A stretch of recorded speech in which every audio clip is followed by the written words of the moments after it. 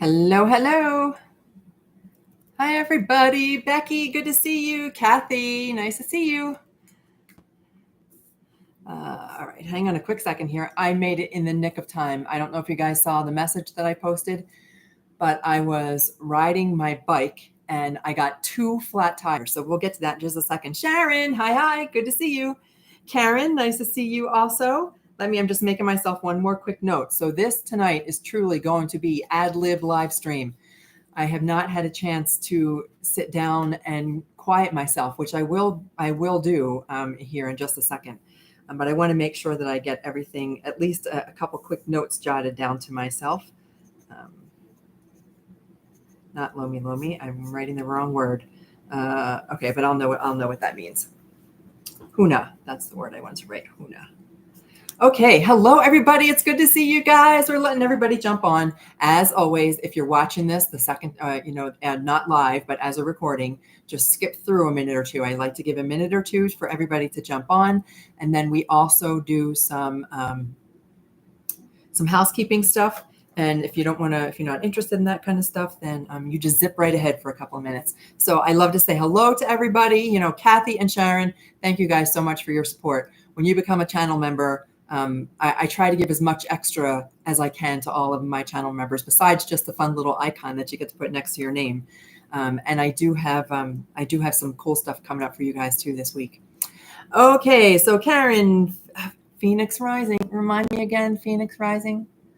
I'm trying to see by the picture who that is, and I don't see it. I can't remember. Judy, good to see you. Nice to have you here. And we might have a couple people on tonight that are not necessarily new, but new to me, but maybe new to the live stream, because we are going to be talking tonight about some really cool stuff. We're going to be talking about tools of the trade, and I'm just going to show you how to use them. Some of you have expressed interest. Some of you may not even know any of these things I'm about to talk about, like using a pendulum or oracle card readings or psychometry. We give these weird names to things that we consider psychic. And I am going to explain to you some of the reality behind it, so that it's not just, you don't think you're just using some magical tool, because there's a reason that we can get connections with our animal companions on the other side by using a tool. Because that tool is really, it's like an aid. So if you were to go to the gym and need an assist, because you couldn't do like I do, I can't do pull-ups or push downs. Is that what they're called? I don't know. I don't have enough upper body strength, so I use a band for an assist, and I still get the benefit of the exercise without being able to do the complete thing. So that's what these are. Training wheels, so to speak. Training wheels on a bicycle to help you start to trust your intuition. And how to use those training wheels is what I'm going to show you tonight. So let me just check my notes here real quick. Take a nice, deep, calming breath. For those of you who did not see the message that I posted under the community tab, I was on my way home today. I do still do some full-time nannying for my beautiful granddaughter, May, who was born on Halloween, by the way. I don't know if I shared that with you guys. Born on Halloween, so there's a little bit of magic going on there. And it's a beautiful time of year, and I love to ride. Cycling is like, for some reason, I'm really drawn to it. Some people are runners. Some people like to go to the gym. I like that a little bit, but I love to cycle. So I'm on my bike today, and it's my kind of biking weather, which is nobody else's kind of biking weather. The sun is hot. There's not a cloud in the sky, and it's 91 degrees. And I am just loving that kind of ride. I love to just really physically exert myself. And 2 flat tires, like instantly. I heard this unmistakable hissing noise, and the back tire went flat, and I was like, no way. And no sooner did that happen than the front tire, same thing, just went completely flat. So I must have ridden over something that got into both tires, and I didn't think I was going to make it in time for the live stream. But there's also a reason why I think I got those flat tires, and we'll get to that when we do the reading for Lucci. I can't wait to do the reading for Lucci. Lucci is a puppy. Lucci's a puppy that had to be assisted to the other side, and I will share that story with you a little bit later on. So I'm just going to read some quick notes here. And Jackie, how you doing? I didn't see your picture. I knew it was you. I know Phoenix Rising. We talked about that, right? Rosie, it's nice to see you. Pendulums, yes. Mel, welcome, welcome. Monday Nights with Elaine. That's funny because I'm going to call for the next 4 weeks starting next Tuesday. I have to wait until after my live training in Florida this coming weekend. There's just too much going on, and I don't want to overextend myself. I really want to make sure that everybody gets the attention that they need. Starting next Tuesday, we're going to do 4 sessions. They're called, I'm calling them Tuesdays with Gypsy. So that's funny that you call this Monday Nights with Elaine. Like there's a book, Tuesdays with Mari. This is going to be called Tuesdays with Gypsy because Gypsy has no eyes. It's not that she's blind. She literally does not have eyes, yet I know she's got the sight. So we're going to do Intro to Animal Communication, Intro to Animal Reiki, and then there's 2 more after that. And we'll get everybody. If you have not explored this kind of stuff with me before, this is going to be fun stuff for you. And I'm doing it as pay what you can. And that includes even if it's nothing. It's good. It's just I just want to be able to share this stuff so much with you guys. And the more people we can get in, tell your friends, tell your family, let them watch the crazy lady who talks to the animals on the other side of life. I would welcome everyone to come in and receive messages for their animal companions. Okay. Hey, Terry, how you doing? Tesla. Oh yeah, Tesla's your girl. Becky, we said hello. Oh my God, I'd pass out. Right? That's I can't explain. Okay, lighting. What's going on here, guys? The sun must have gone down behind the mountains. Give me 2 seconds, and I will give myself some light here.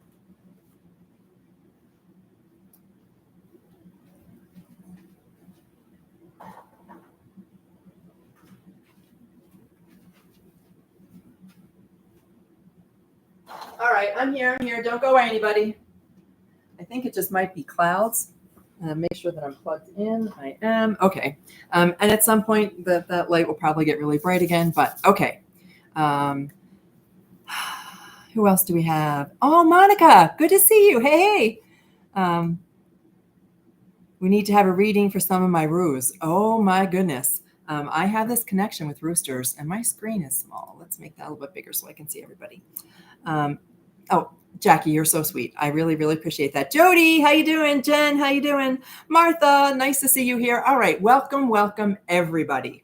And for those who are watching this on the replay, we're going to get started right now. So I was mentioning Tuesdays with Gypsy are going to be Zoom calls for anybody who wants to join. We're going to especially for those who may not have been introduced to any of these topics before: animal communication, animal Reiki, connecting with animals on the other side. We're going to have fun. But tonight is about a couple of things. Tonight, when we start to do the reading for Lucci, I'm going to include information about animals who cross either from trauma. I've had someone this week who witnessed a very traumatic crossing for an animal, and also puppies and kittens. Like, why do those things happen? And how do we kind of wrap our minds around that stuff? So I really do have some insight about that. But I also, more than anything, want to share how to use tools to help you connect with your animal companion on the other side. And didn't I say the second that I opened the blinds? 10 seconds, don't go anywhere. Hey, Nunya, how you doing? Good to see you. Don't worry about being late because I was almost really late.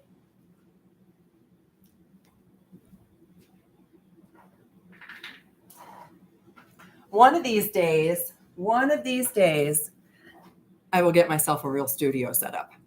Now that I had no idea whether or not how this was going to flow, how I was going to be able to follow through with it. But one of these days, I'll get myself a whole nice little setup. But for now, you just get me and my lion. The tools that we're going to talk about are things. They're things that you can use, like a pendulum, oracle card readings, and I'll explain what psychometry is. I'm going to even tell you what it means to look into a crystal ball. And you can use a cup of water. You don't have to have a crystal ball. Speaking of which, I need my water. I'm going to explain how they work, why they work, and then how to do them if you would like to practice with any of those things.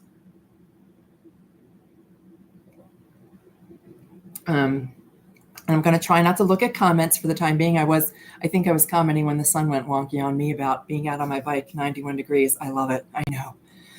But I'm a cyclist, and I really, really just enjoy that kind of weather. I think I must be part reptile or something. I don't know. So we're going to start. I'm going to start talking about these things, and I don't want it. Why I want to share the reality behind these things and how they really work is because I don't want you to think that it's some kind of like magic. I don't want you to think it's witchcraft. I have been called a witch before. I don't consider it an insult. I consider it a wonderful compliment if we would actually look at the history of what that means, but that's for another class. This is something that I would recommend. It's a book if anybody is interested. It's called Real Magic. The author is Dean Radin. All my note cards are in there. The author is Dean Radin, PhD, and he is somebody who believes in all kinds of what we would normally call psychic abilities or extrasensory perception, magic, so to speak, but he's calling it real magic.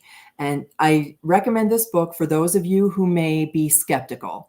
I've always been a skeptic, and I always thought I didn't have the ability to do the things that I do now. I thought it was a magical gift reserved for just like the lucky few. And I did not, I just didn't think that it was something that was possible.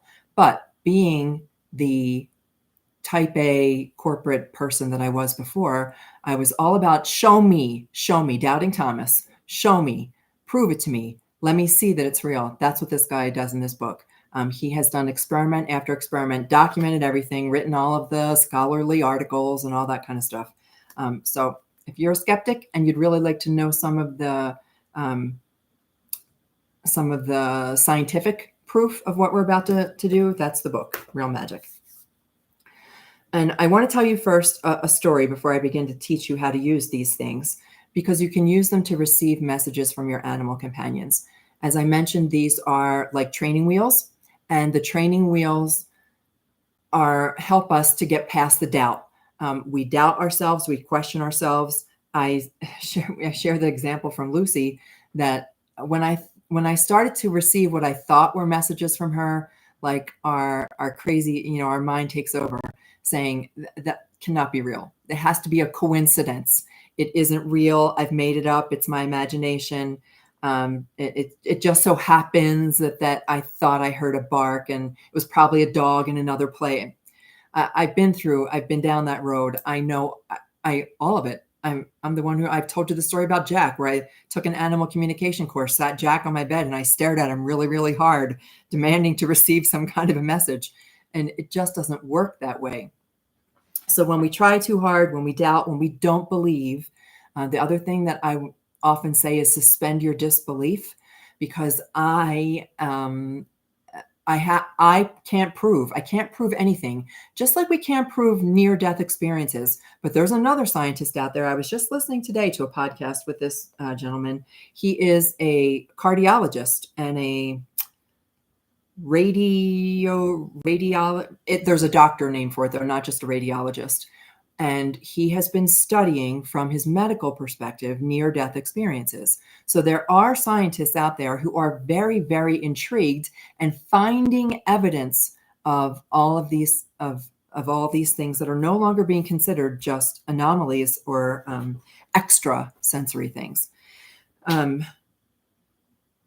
I've lost my train of thought now when I brought up that doctor. It's totally gone, but we'll go back to my notes. So anyway, I wanted to see proof. I was a skeptic, and there are now so many people out there who are demonstrating that these things are for real. Not only that, there are more and more people. If you happen to catch one of the little videos, one of the shorts that I did earlier this week, there was a video there was a live stream that was being hosted by Mike Dooley. Now, Mike Dooley is one of the authors that I first discovered when I was coming into my awareness of all this. I call it a spiritual awakening, and even that sounds, a little hippy dippy. But when I realized that there was more out there than I was aware of, I started reading books. I think it's called Secrets of the Universe, Leveraging the Universe by Mike Dooley. Anyway, so Mike Dooley was hosting this live stream, and 20,000 people signed up for it. Over 20,000 people signed up for it. Like it broke their whatever their webinar software was. 20,000 people signed up for this. What does that tell me? It tells me that there are so many of us out there. We happen to be brought together, unified by the passing of our animal companions and helping ourselves heal. And that process of healing has helped us discover that there's something more out there than what we know. And anyway, 20,000 people, because we are all waking up. We are all coming to this realization that there's more to this world than what we think. There's more to this life than what we think.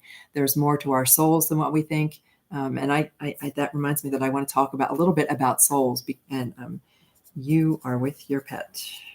Just making myself a note, since I didn't have a chance earlier to do this. With your pet. That's for Lucci specifically. That's a little message for Lucci. Okay. So I want to tell you a quick story.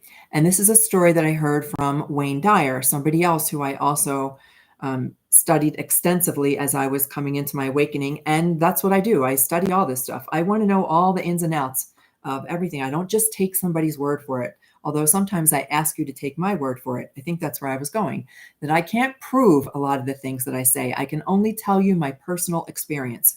But there are some people out there who are dedicated to giving us proof. Dr. Wayne Dyer, he's the other person that I studied, got many books. Your Wish is Fulfilled. Trying to think, I've got a whole bookshelf of his stuff. Dr. Wayne Dyer, who has since crossed to the other side. And he tells this story, which I absolutely love, that he was at a retreat and he had hosted a retreat and he brought a whole bunch of people to the retreat and they went and sat in a little, I don't know where, I can't remember, a meadow someplace, but they were all together, a whole bunch of people together.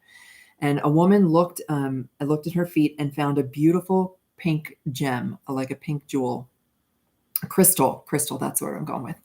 And she thought she would use it as a touchstone. So he's leading them through a meditation, and she is holding this little touchstone. So I happen to have one here, so I'm just going to use that as the example. She's holding this little touchstone, and she's listening to the guided meditation, and she's going really deep inside, and she's getting powerful insights from this touchstone. So she's holding it in her hands and receiving beautiful spiritual downloads of information.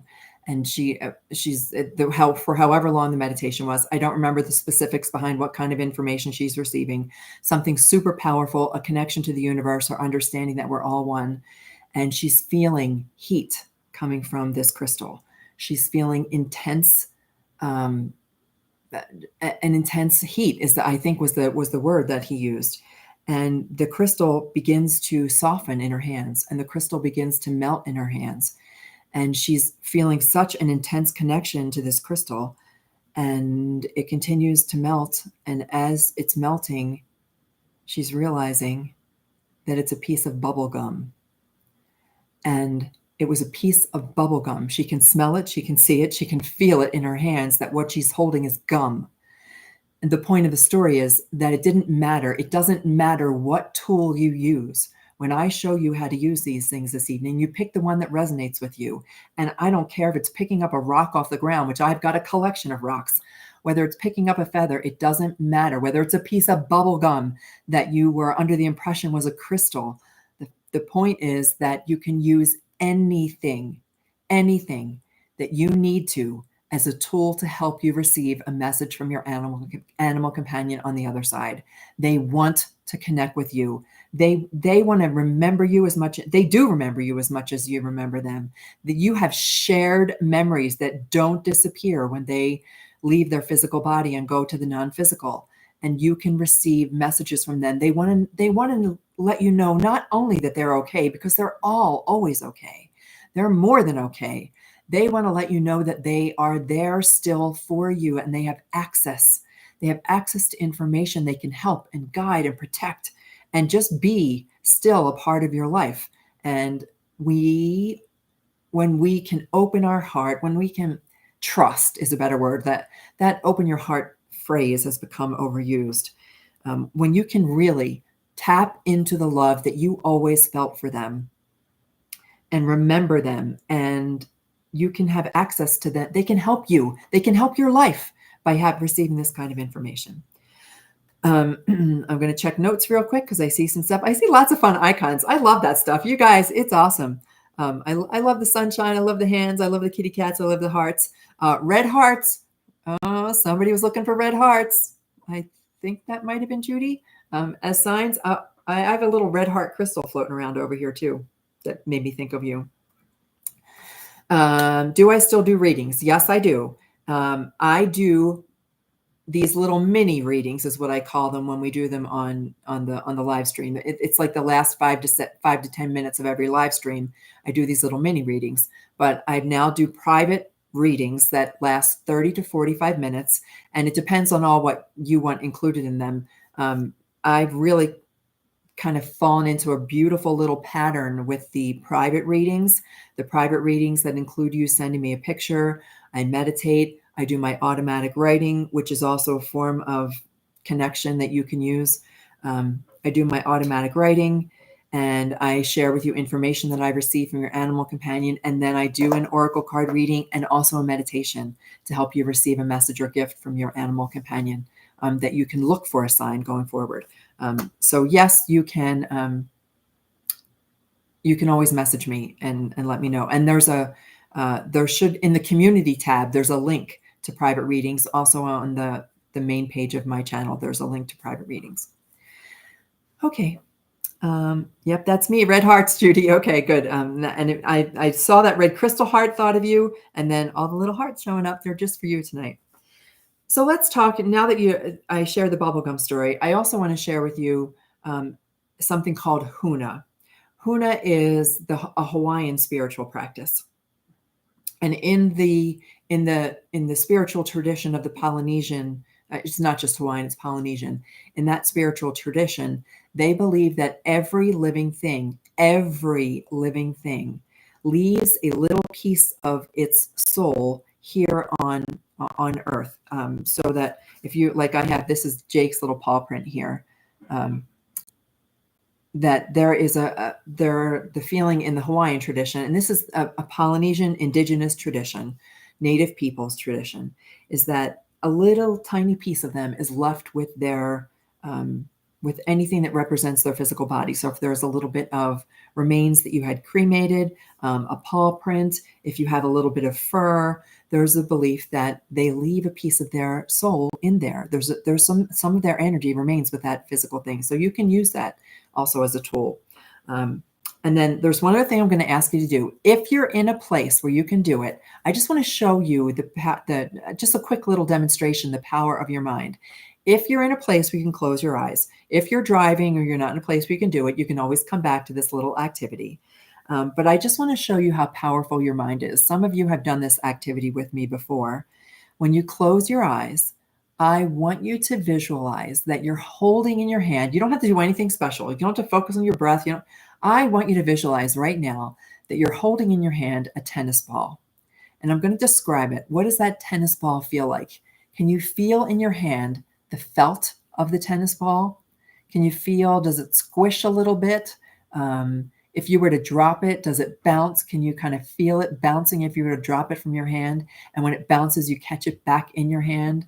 Perhaps you can feel like a rib, like a little rib going around that tennis ball. And maybe you can even sense the color, like is it yellow or orange or bright green, whatever the color that tennis ball may be. And I want you to imagine that it's really in your hand, and I want you to feel the weight of it. And then I want you to drop it. Just drop the tennis ball right now. Drop it in your mind. And does it bounce away? Like, can you feel it bouncing away?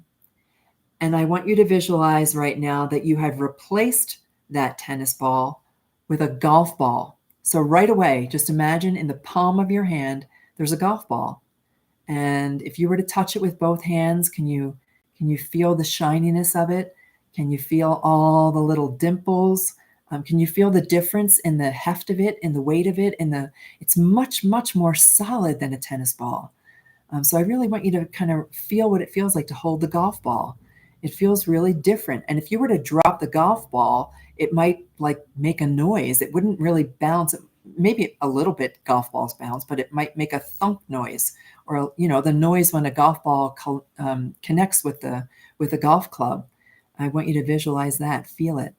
And now let the golf ball, drop it in your mind, and let the golf ball kind of ting, ting, ting, ting, ting away. And I want you to imagine that someone has handed you the slice of a lemon, and you've got a slice of lemon between your fingers.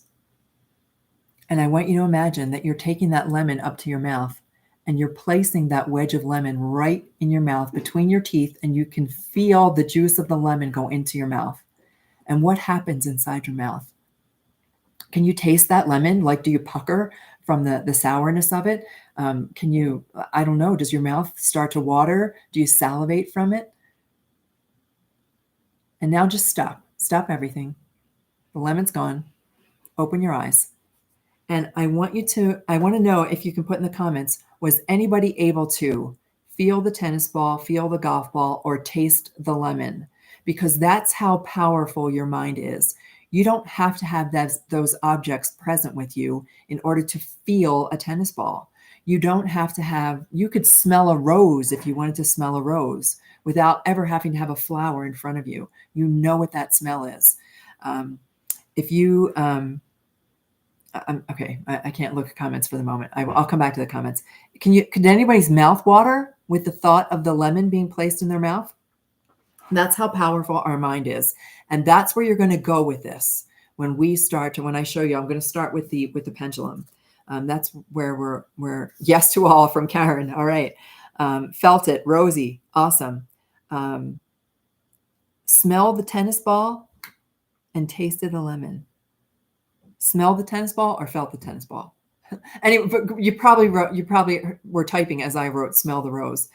Yes to all. That's how powerful our mind is. So I'm going to take a quick look at the comments. Look at Wayne Dyer and then the portrait of Seth by Jane Roberts. Oh, I'll have to take a look at that. I can't say that I've ever noticed that. I don't believe in any coincidences. I believe in, as Abraham Hicks says, coincidence. So there are incidents that happen at the same time, but they are synchronicities as opposed to coincidences. You smelled the tennis ball. How interesting. Okay. I wonder what a tennis ball smells like. I can't say that I know what that is. All right. First thing is the pendulum. Where did I put? I have so much clutter on my desk. I also did not have a chance to clean up. All right. Little pendulum. My pendulum does not want to appear. Oh, here it is. Okay. This is a pendulum. Mine happens to be copper. You can find them as crystals. You can find them as different metals. You can find them as they're usually crystal or a metal. And I'm just drawn to copper. I like copper. I like the feel of it. I like the heft of it. This does have a little bit of weight to it, even though it's small. They come in all different sizes. There's a pendulum that is a replica. I can't think of the name of the kind of pendulum. You'd have to look up Dr. Ibrahim. Can't think of it, but it's a long metal pendulum that has several, it's made in a particular pattern that mimics or is a duplicate of one that was used back in Egypt, back in the early Egyptian times. But you can find any kind of pendulum that you like. I just happen to use this one. You can find pendulums at any metaphysical store. So if you look up a metaphysical store, metaphysical bookstores often, or a crystal shops will often have them also. And they're simply a way to get information. Now I'm going to show you this pendulum. It's a weighted thing at the bottom, and and then it's usually on a chain, or usually a chain. And then at the top is a little, I never took physics class, so I don't know the name of it, but it swings freely. So when I hold that little ball there, the pendulum can swing freely. So I'm going to move it right now, but I'm holding the ball still while the pendulum swings back and forth. So that's what a pendulum is. And the use of a pendulum is called dowsing, very, very closely related to water dowsing. If you can think back in the days when people were looking for water and they would hold a stick or they would hold two rods, and when the two rods went together, then that's where the water was. Or they would hold to like a branch that had two extensions, and then they would use that to find the water. It works the same way, same kind of theory. When you are receiving information from a pendulum, and I'll explain how I use it in just a moment, it is not coming from some outside source. It's not coming from some spirit. It's not, the pendulum itself is not magic. It holds absolutely no magic whatsoever. It's a piece of copper or a crystal, whatever it might be. Where the information comes from is from your intuition, your higher self. You are, and for this, you will just have to practice with it and trust it, or do your own research if that's what you'd like to do. It's your inner knowing. You've already got this information.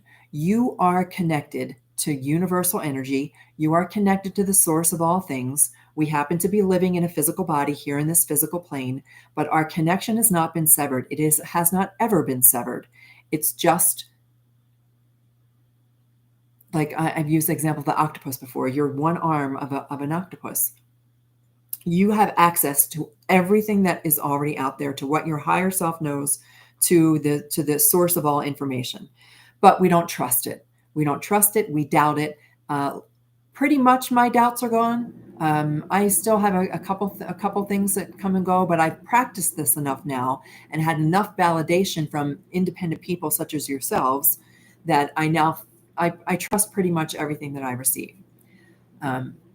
So it's coming through you, through your higher self, through your intuition.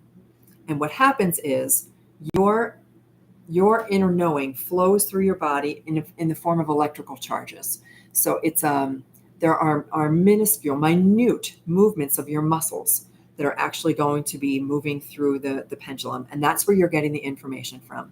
You don't have to worry about dark energies. There are, just like duality, there's good and bad.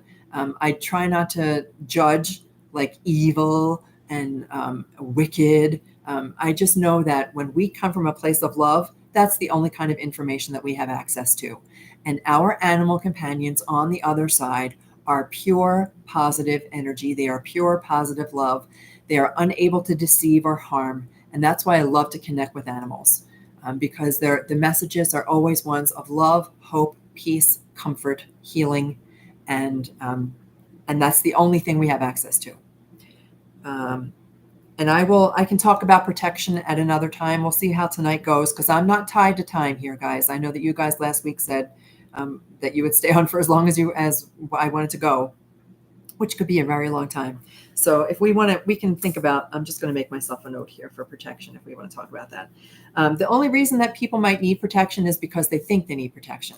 And if you are even a little bit afraid, like, for example, I will not use a Ouija board. And the reason that I won't use a Ouija board is because of this deep-seated training I received. It was ingrained in my mind as a child that Ouija boards were the devil's work. And I just cannot quite get past that. Like, if you were to use a Ouija board, I was taught by, I don't know if it was my mother or other older people, that Ouija boards, if you use them, will bring in evil spirits. I don't believe that. My logical mind knows that that is not true, especially all the wonderful, beautiful things that animals have shown me. Yet there's still like this little tiny bit of doubt in the back of my mind. And so I just say, okay, then I'm just not going to use it. I don't have to. I know that I have a direct connection. I have a direct connection to source, and that's all I need. But for those who do want some training wheels, this one is a fun one to use, a pendulum. So how we use it. So what I do is hold my pendulum out, and I'm going to try to demonstrate this for you in the best way that I can. I don't have the best background here for this. So I would hold it against my palm, and I ask the pendulum, even though the answer is coming from me, it's for yes or no questions. So I ask the pendulum if it would please show me a yes. And then I'm trying not to watch the pendulum. I may close my eyes. However the pendulum moves, you guys can't see that. So if you can see, my hand that's holding the pendulum is not moving. I'm holding on to that little ball and letting the pendulum do the work. And now it's kind of stopped, but that's okay. It was swinging back and forth. So it was going back and forth. I would say, please show me the yes? And then I would allow the pendulum to start swinging. So right now it takes a different form every time. It's going in a counterclockwise circle. All right, so counterclockwise. So, ooh, it's getting nice and big now. I'm not moving that hand. See, between two fingers, and it's going in a counterclockwise circle. So that tells me that when I ask questions, yes or no questions, I would look for an answer. If I was getting a yes answer, it would be a counterclockwise circle. Then I would go and I would say, would you please show me your no? Show me your no. Again, just hold it. And it's going back and forth, up and down my hand. So from like my middle finger to my, there we go, middle finger to the bottom of my palm. It's going like this. So before it was going in a counterclockwise circle, this time it's going like this. And then I would ask yes or no questions, some just very basic questions. I might ask, do you miss me? Are you happy? And I'm going to give you one more little piece of information, then I'll check some comments. New tennis balls have okay. Elaine, focus. I get distracted by the comments. Sometimes what will happen for me is the pendulum doesn't move at all. Like I won't get anything. If I ask a question and I get nothing, I generally take that to mean that I've either asked a silly question or I already know the answer, or there's just no answer to the question that I've asked. So if you ask your animal companion if they've made it safely to the other side, your pendulum may not move, or it may go to yes because they all make it to the other side. There's no separation, by the way. I've said this 100 times before, and I'll say it 100 more times. There's no separation. There's not for the amount of time that it takes me to say instantaneous, it's already done. And that's for people too. There's no like drifting off. There's no taking 3 days. There's no watch their spirit as it slowly goes out through their tail. It's like that, only quicker than that. So anyhow, you can ask your animal companion yes or no questions by using the pendulum, and it will give you yes or no answers. It's that simple. That's all there is to it. Pendulum is simply trusting your intuition. The information is coming to you. You can ask yes or no questions to receive information. And then, as always, I don't have my magic pen because I left it when my bicycle broke down and my son had to come get me. I left it in my backpack. Pick up your magic felt tip marker and write down whatever you get and trust it right away. Trust it, and know that you're receiving information from your animal companion. All right, so now I will check comments before I move on to oracle cards. It's that easy, by the way. Can you use a necklace with ashes in it? 100%. I don't have it here. It's in the other room. I have Winston's ashes on a pendant that I wear, and it's like a metal cylinder, and you can absolutely use that as the pendulum. You can use anything. There are no rules. Don't believe for a second that you've got to follow all the steps or know all the rules. Any of you who've been through any of my Reiki and communication classes know I throw the rules right out the window. I believe that you are the exception to every rule. We are all the exception to every rule.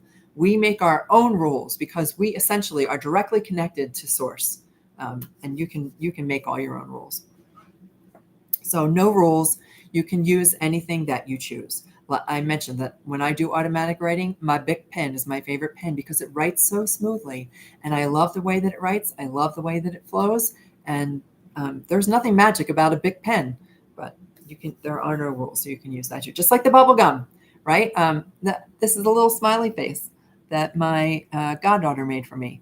That little smiley face can be a talisman. It doesn't matter. Does not matter at all.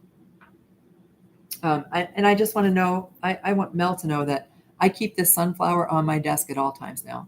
The sunflower came up in one of our readings.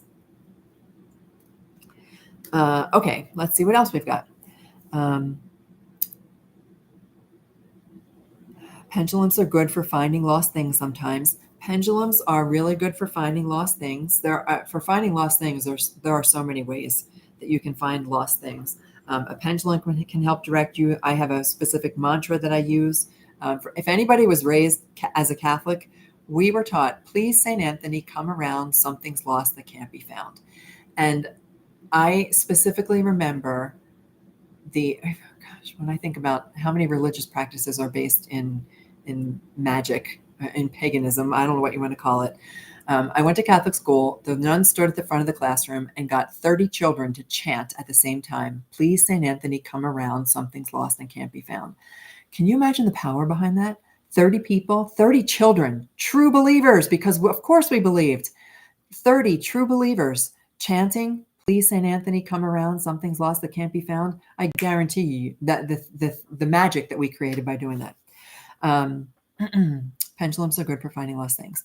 It's a good reminder to get paw prints while your pet is still alive. Well, yes and no, because I'm going to tell you something about this particular paw print.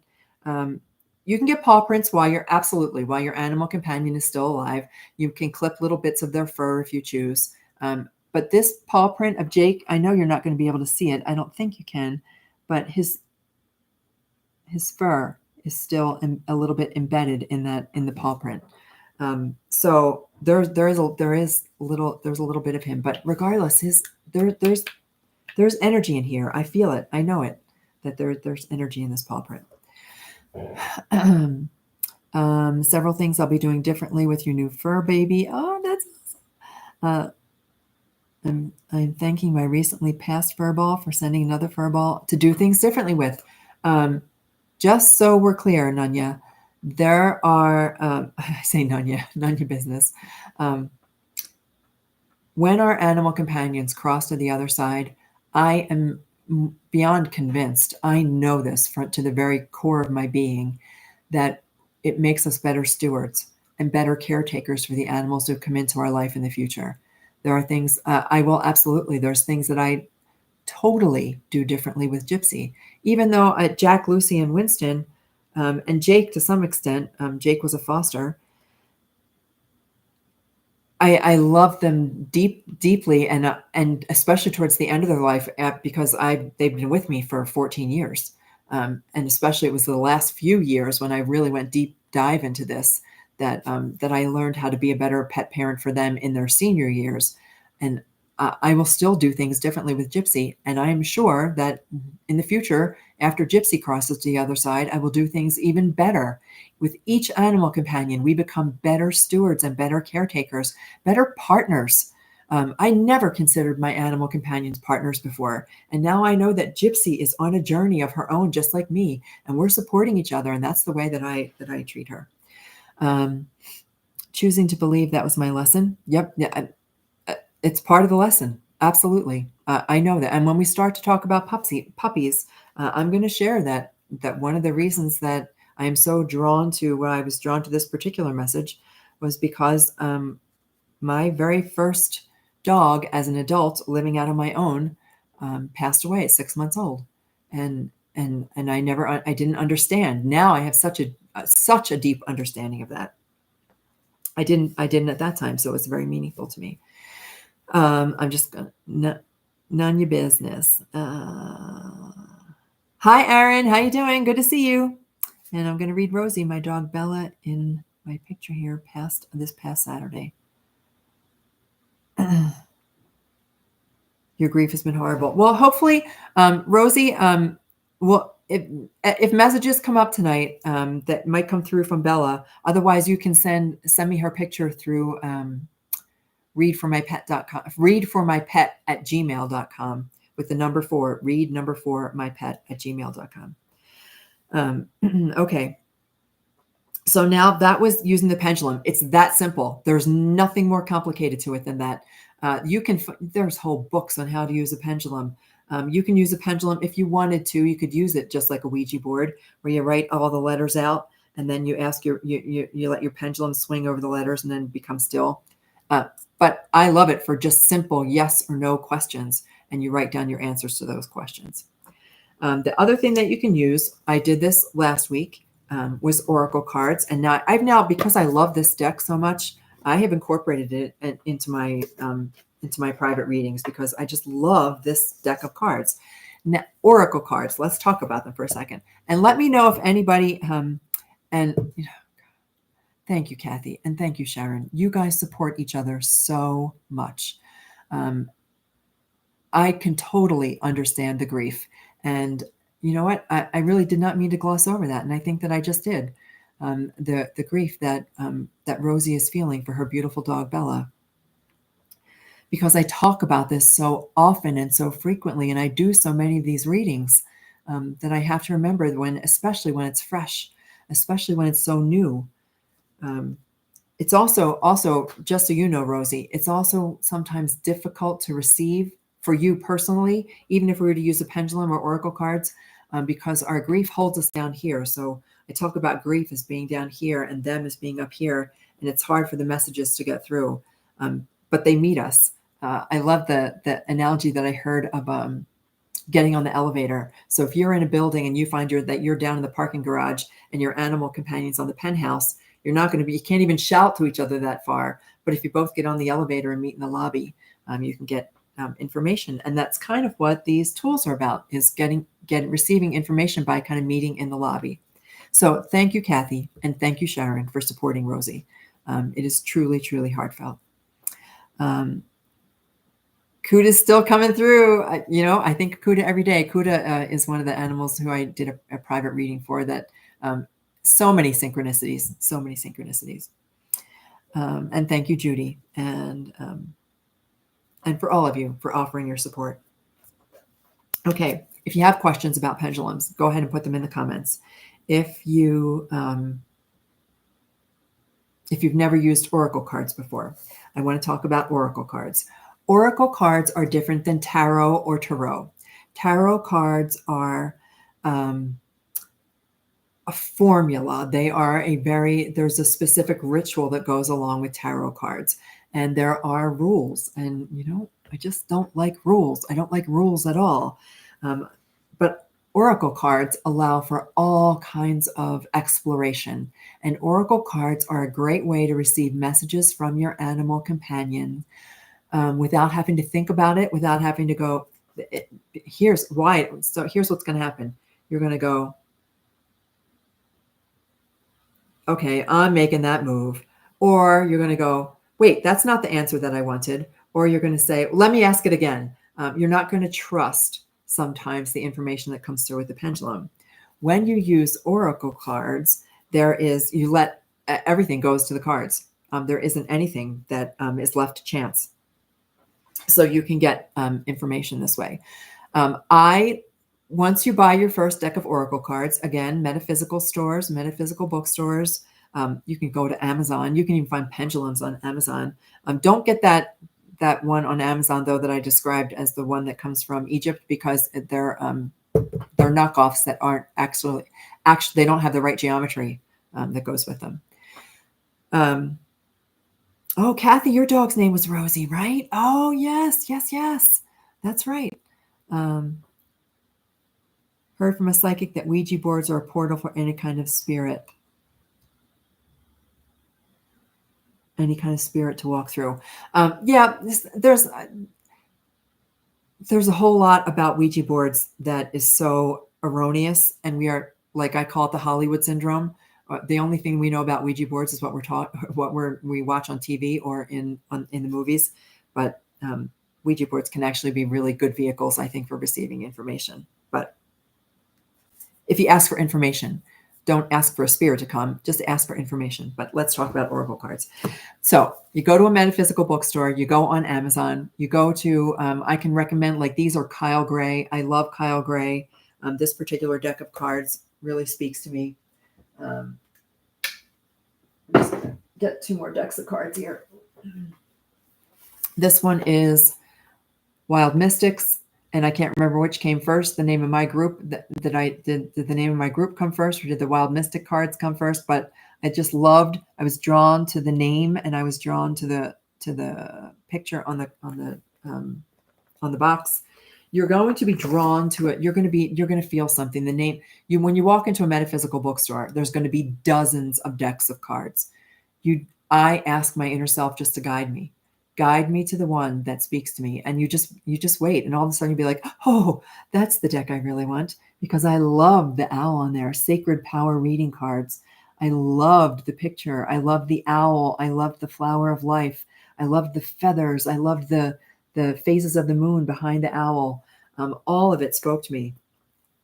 And so you're going to find decks that are meaningful to you. That's how you do it. You do totally through your intuition. Let the deck find you. Just like when we ask our animal companions to come to us, let the deck find you. And they can be all different sizes. Some of them are small, like that Wild Mystics one. The cards are real tiny. These are a decent size card. You can get them mini, you can get them long, like the cards in Sacred Power are really big. You can't get a wrong deck. It's just not, it's not going to happen. Oh, I just dropped it. Oh, well, maybe it's because I'm meant to pull a card, which is Source. That's the card that fell out. But these cards are big. And I like that because I believe that we are all directly connected to Source. We don't need any intermediaries. You guys don't need me to do all the readings. It's a good place to start, but we know, just look at Aaron. Aaron now, who's connected to Kuda forever and ever, receiving messages. Kuda won't ever stop. Your pets don't necessarily stop sending you messages. My Lucy, all the time, total connecting. Jack has gone real, but Jack let me know in a meditation that he was an old soul who'd been many times around the moon, and that he was ready to be absorbed back into Source, that he was ready. He was not going to reincarnate. He was not going to come back again. He was ready to truly be absorbed into the animal collective. And so when I call on Jack, I can ask Jack for a message, but he doesn't come through as much anymore. His old soul is there. But Kuda is one of these beautiful dogs that will never stop. Never, never, never stop. Okay, so how do you use oracle cards? Oracle cards can be used in any way you choose. And they usually come with a book. And the book is whoever created the cards, whoever was inspired to create the cards, writes a book explaining their interpretation of that card. So I can open a card, and if I pull, so for Sacred Power, I pulled the card of Source. So I would go to the little page that says Source, and I would share that as a source of comfort and hope, prayerful thoughts strengthen your faith in life and divine consciousness. Life isn't always happiness and joy. Experiencing sadness and sorrow is part of life. Turning to prayer during times of trouble and darkness opens pathways for divine will to act on your behalf. The power of prayer can be accessed by anyone, anywhere, at any time. Whoever needed to hear that message. And that's what I would do. So if I was just going to pull one card, for example, if I needed a personal message, if I needed to know and I wasn't trusting myself, I really needed to understand why a certain thing happened. So why a certain event happened.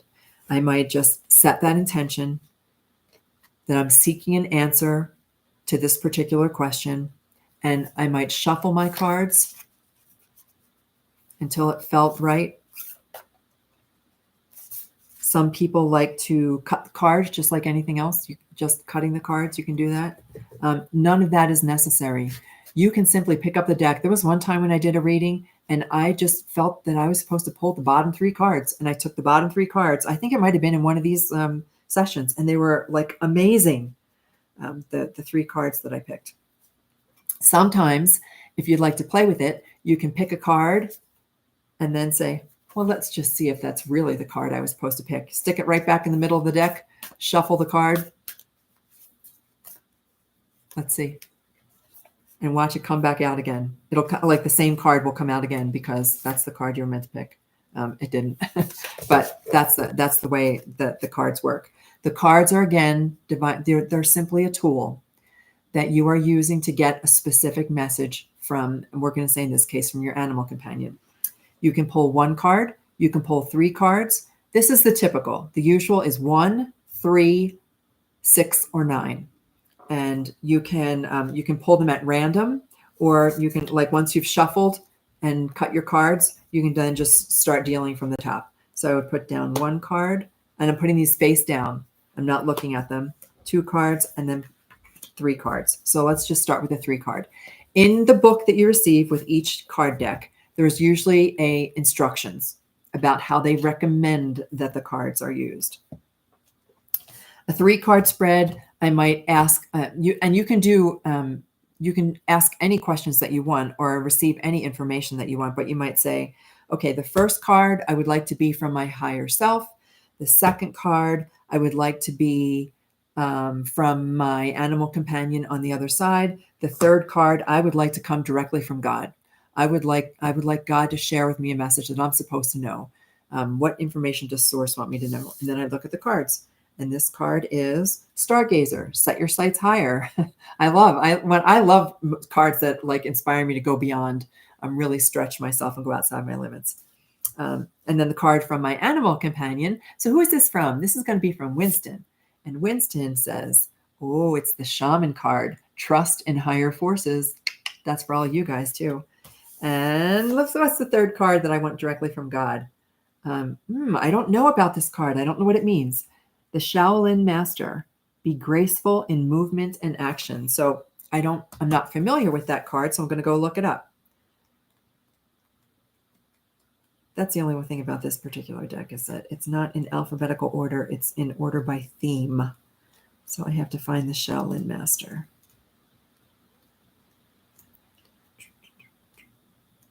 Shaolin Master. Slow and steady. Sometimes I really need to be told that because I move at 100 miles an hour.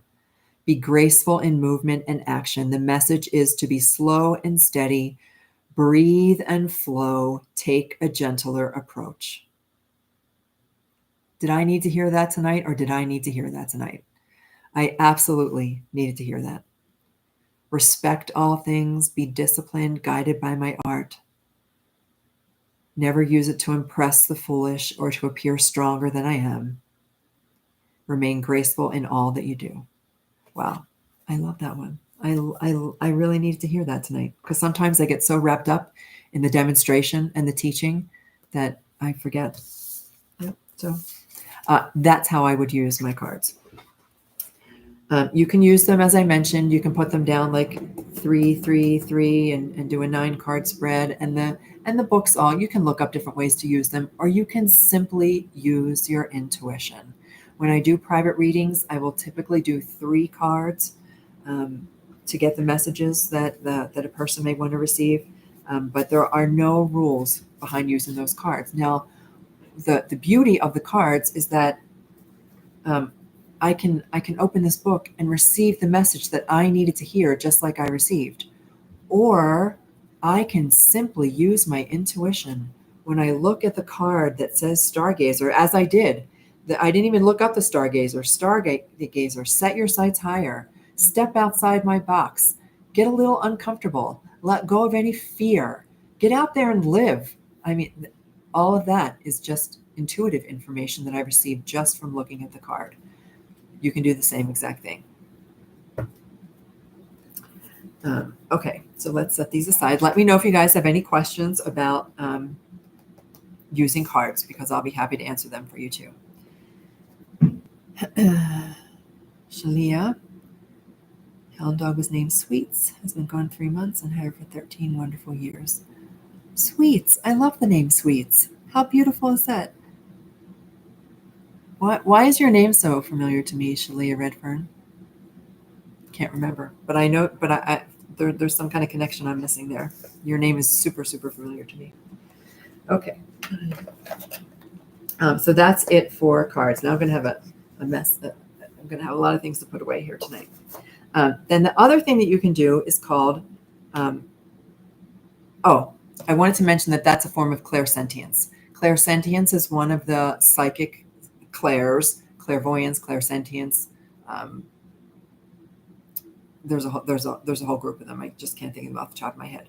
But clairsentience is clair knowing. So clear knowing, clear understanding. And that's what the cards help you receive, a clear understanding of information. And then this is something called psychometry. Now, psychometry is where you hold an object, and you can get the same information as you do from a pendulum, as you do from cards. It doesn't matter, as you do from holding a piece of bubble gum. The psychometry is, as we kind of did with the clay paw print, is simply holding an object from your animal companion. It can be a toy, it can be a blanket, it can be, this was Winston's collar, and it could be the clay paw print. It can be anything that has a piece of their energy with it. And you hold on to it. Now, if you were going to do this for a human person, it could be a piece of jewelry. It could be a pipe. My grandfather had this really cool pipe. My father collected steins. So there's an energy about the stein, even though it's not something that he wore. It can be anything. It doesn't matter what it is. It's a physical object that calls to mind the energy of the animal that you're working with or that you want to connect with. I'm in teaching mode. The animal that you want to work with, the animal that you want to connect with. And you do the same thing. In this case, would just have my magic pen and my piece of paper. And as I ask the questions like I would if I was using a pendulum, I trust that the answers I'm receiving from my animal companion, that I've made this heart-to-heart connection just by holding on to a piece of them. I receive the answers that I want, and I begin to write them down. Another form of clairsentience. But we call it psychometry. And then I can't think of the name of this one, but this is something that you can also use, and it's using a crystal ball. Now, I don't have an actual crystal ball. You don't have to use a crystal ball. You can use a glass full of water. You can use, this happens to be this, I just have it's like one of those things that lights up and has, when you set it on its stand, it lights up and makes the ball full of pretty colors. But it's clear crystal, and all you do is gaze into it, or you gaze into the water. It's the whole theory behind the whole gypsy with the crystal ball stereotype that we have. It's the same exact thing. It's causing your mind to focus. Your mind is focused on the pendulum. Whoops, hang on. Uh-oh, something's going on here, guys. If I lose you, I will jump back on, I promise. I'm getting a message here that let's cancel. Okay, I think we're good. Scrying. That's what this is called. Looking in here is called scrying. Okay. This is how little I have dedicated myself to understanding all the names. I just know how it works. You gaze into the crystal ball, and it allows your mind to focus. Like I need focus right now. It allows your mind to focus by staring at the crystal ball. This one happens to have a beautiful design. It's a geometric design. It's called Metatron's cube, but it's a beautiful, it's stars and circles, and I can stare at the circle at the very center of it, or I can stare, it's got a pyramid in there as well. I can stare at the pyramid. Regardless, you just stare into the ball, allowing your mind to focus. You can ask the question, and again, you get insight. You receive knowledge and information. It's not like you're looking into the crystal ball like in the Dorothy and the Wizard of Oz, and you can see all the green smoke, and it's not like that. It's using your brain to focus, and you receive information. The way that I personally like to receive information is by writing.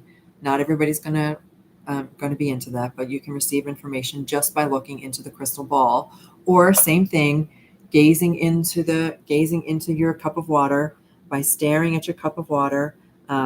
This could be an interesting thing if you had a little picture of your animal companion and you set the glass on it and you just stared at that picture in the glass of water. You'll receive information. It allows your mind to let go of all the external stuff that constantly surrounds us and allows us to focus and receive information from our animal companion. Yes, you're right, guys. Scrying it is. I trust you that's what it's called. And I'm glad you're enjoying this. I'm glad you guys are enjoying this particular episode. All right, what else do I want to tell you before I do the little reading? The tools, and you can use anything. You can use even Ouija boards. You don't have to use Ouija boards. You can have like a simple alphabet. There are plenty of them. When you walk into the metaphysical store, you'll see all kinds of options.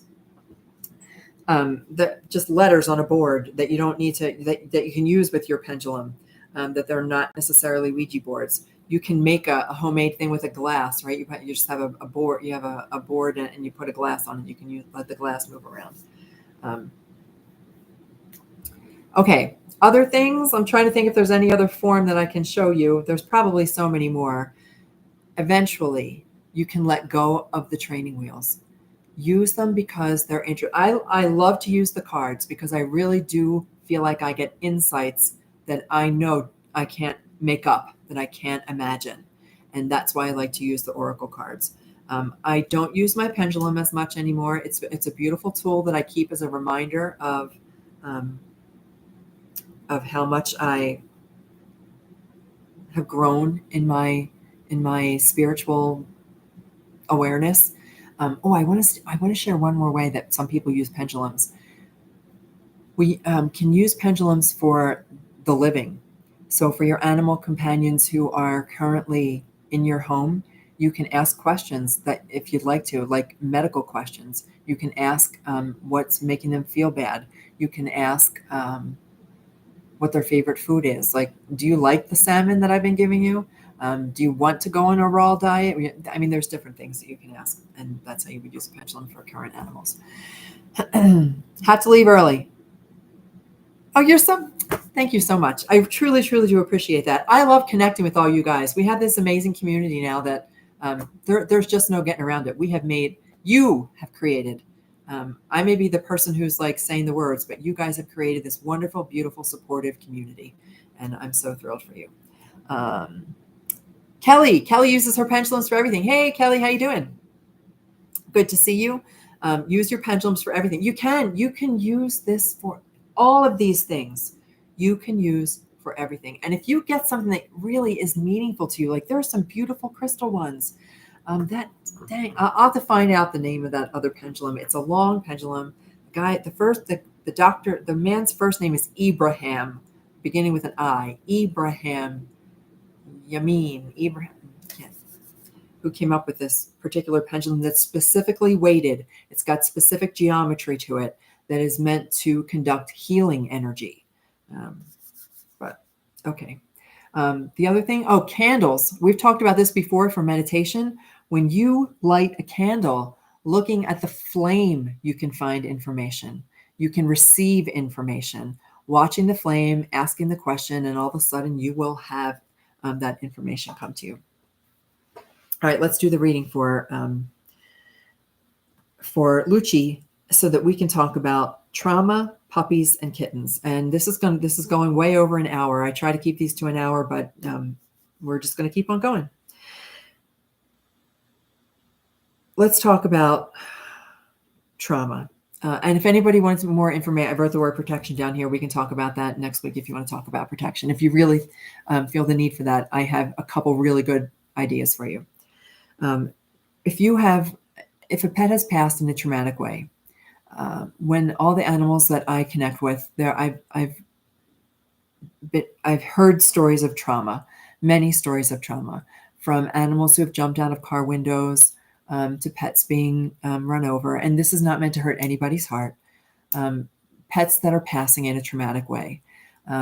Most recently, someone mentioned a very traumatic crossing of an animal that they witnessed, and it really, really hurt their heart. And what I try to, and this is for puppies and kittens as well, when we can recognize that, and I made some notes in my phone too, so as I was waiting for, my phone is about to die, as I was waiting for someone to come rescue me on my bike ride today. Every single animal is on their own journey just like us. The animals who are in our life are with us for a specific reason. They are tied to us. And it doesn't matter when they entered your life, whether it was a rescue, an adoption, if they were an animal that came from a breeder, it doesn't matter. Every single animal comes into your life for a reason. And your animal companions who share your life are on a journey alongside you. We are partners in this journey of life. Our animal companions live a much shorter life than us. And I've shared before why I think the reason for that is I think that they come here to experience a physical life with us, that in many cases they may just be our guardian angel who takes the form of an animal companion to come and feel what life is like, to feel what we're going through, to feel the physical experience of it.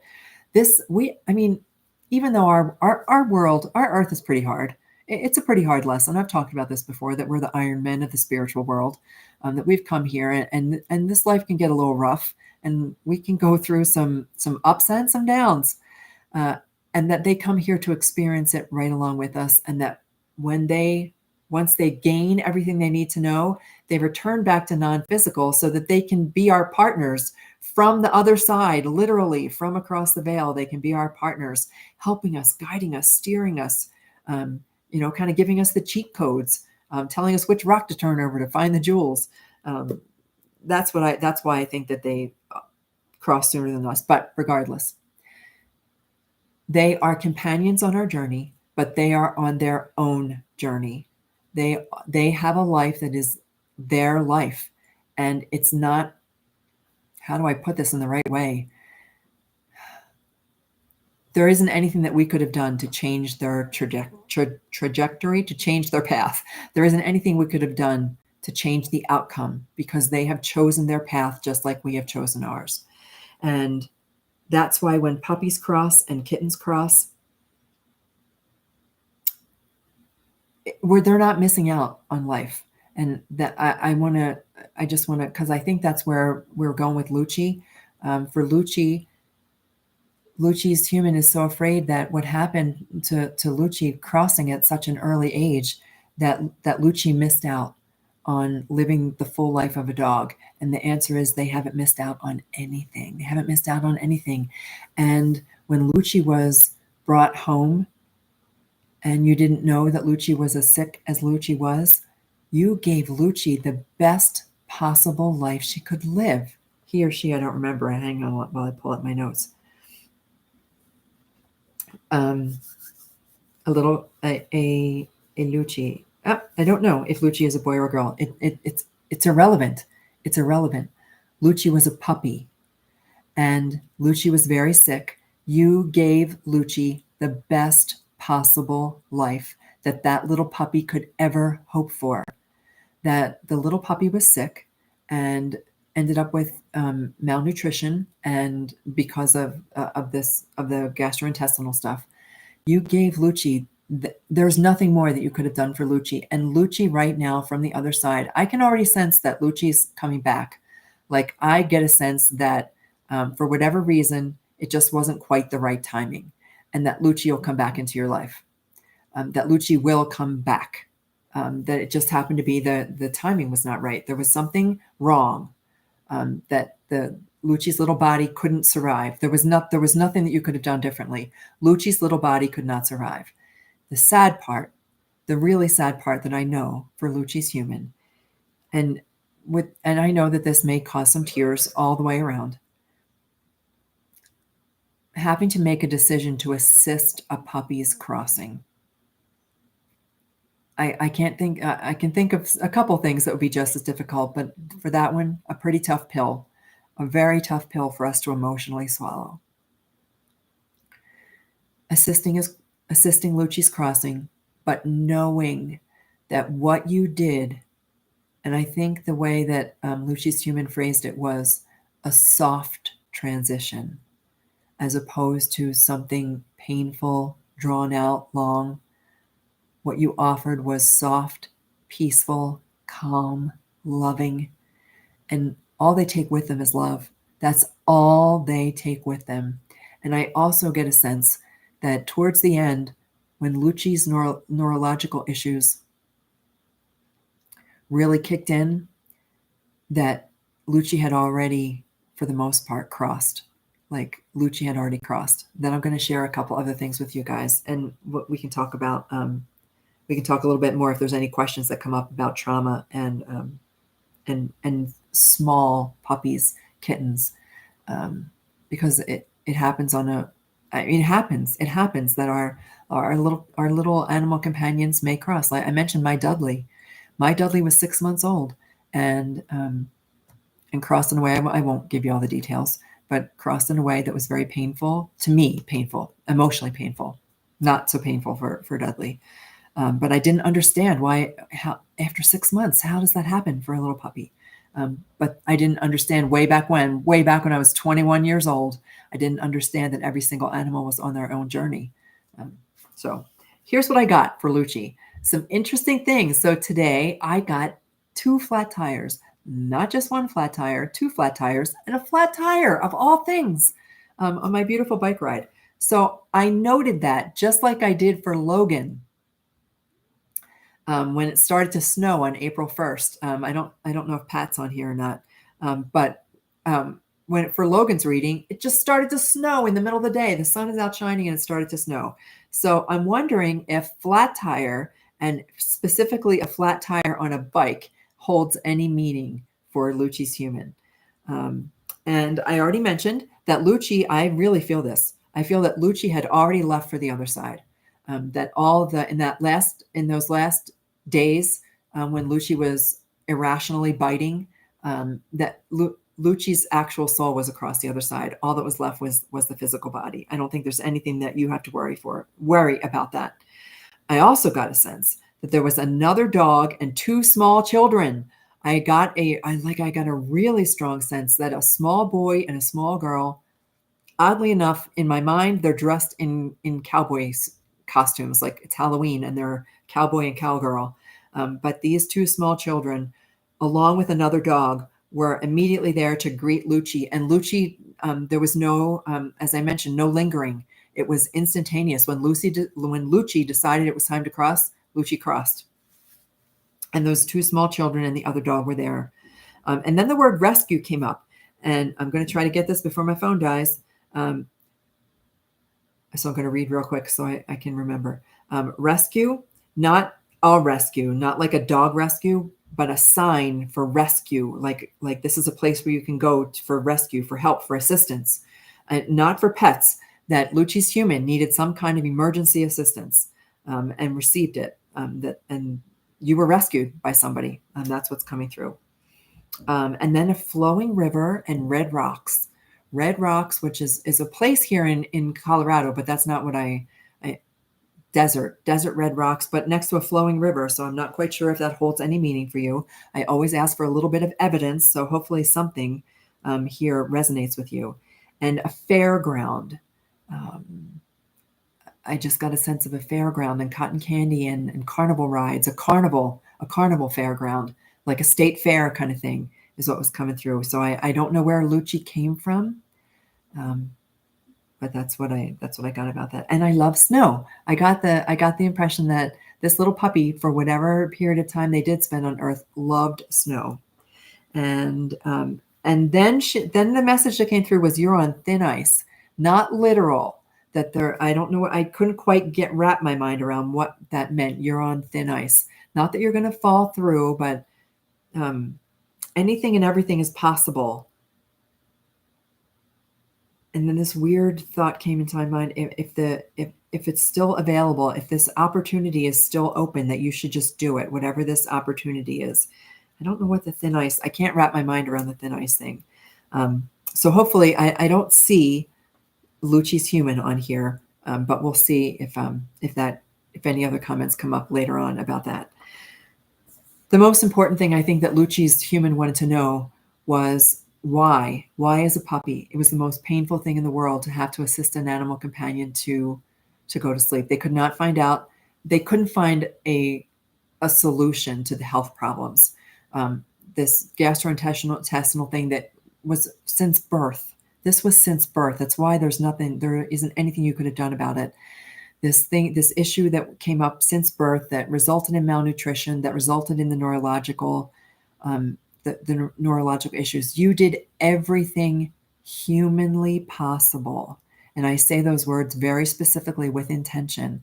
We often, all of us, will do everything humanly possible. And the next thing is to do everything spiritually possible. For me, that's where Reiki comes in, but you don't have to be a Reiki practitioner to fill your heart with love, to let as you did, as Lucci's human did, as all of you have done, letting your animal companion know that it's okay, that it is okay. We get to a certain point where we've done everything we possibly can, and then we make the most selfless decision that we can ever make. And that is to assist their crossing, to love them in the deepest way possible, even if it means helping them with their transition. So know that you've done everything humanly possible. And it doesn't matter the age of our animal companions, whether they've been with us. Winston was with me for 2.5 years. After a vet told me it was only going to be 2.5 weeks, whether they're with us for hours, weeks, months, or years, or a lifetime. We give them the best possible life that we can. We let them feel the love. We give them all the love we possibly can. And then we support them in every way that we know how. Okay, that's our message. I didn't quite get to the trauma, so maybe that's a message that's best for another time. What happens when there's a traumatic crossing? Maybe that will be kind of what we focus on for next week. Yeah, I guess that's all I have to share for now. All right, my friends, I'm just going to check the comments one more time.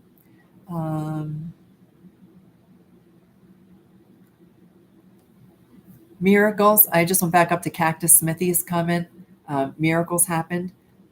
Miracles should be normal. Miracles should be an everyday part of our normal life. Expect miracles. You and your animal companions are directly connected to God, Source, Buddha, Spirit, Allah, whatever you want to call it. You are a spark of the divine. They are a spark of the divine. And you are on a journey together forever and ever and ever. That's the last thing I wanted to say. Your animal companion, let's think about this, is never alone on the other side. Do you know why? Because one of the spiritual beliefs that I've come to really understand as true is that only a small part of our soul comes into a physical body. So our self, the self that we know here, the ego self that is right inside this body that lives for all the physical, is only a small piece. That the bigger part of us, our higher self, the bigger part of our soul, is still on the other side. And when your animal companion crosses, guess who's there to greet them? You are. You are there to greet them. Not the you who's right here in this physical body, but you, the higher self you, is there and always will be there with them.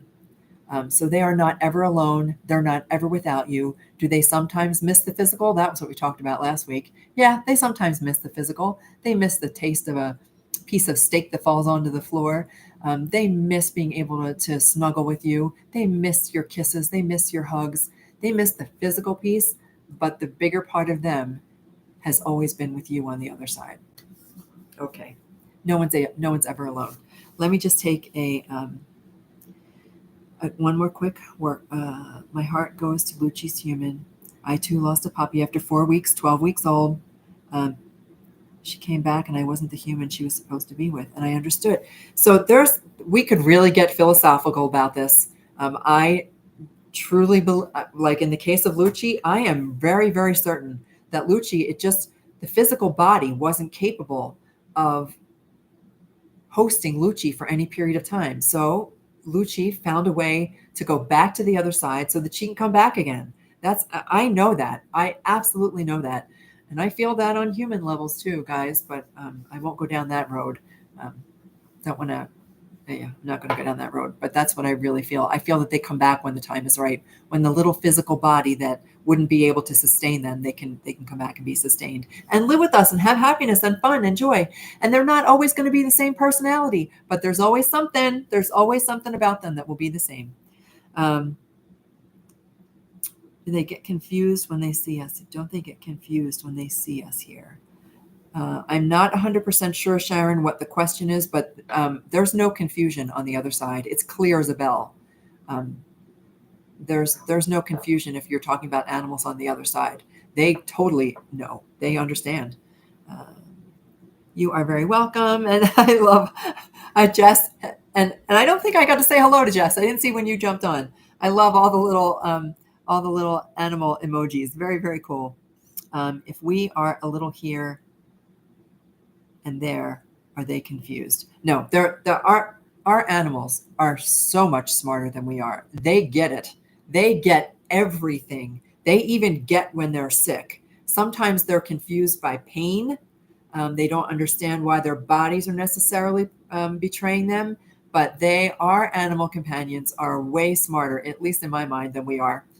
Animals got it going on. They don't second guess things. They don't doubt things. They don't overthink things. They don't judge their parents for raising them wrong. They don't, I mean, they don't worry how much something costs. They don't worry if they have wrinkles. They don't worry if their teeth aren't brushed. When I think of all the things that consume us as people, no, they're not confused. Okay. All right. I'm out of here, guys. Have a great night. Thanks for sticking with me. Almost an hour and a half, but very cool. It was a fun discussion. And let me know if there's more things that you guys want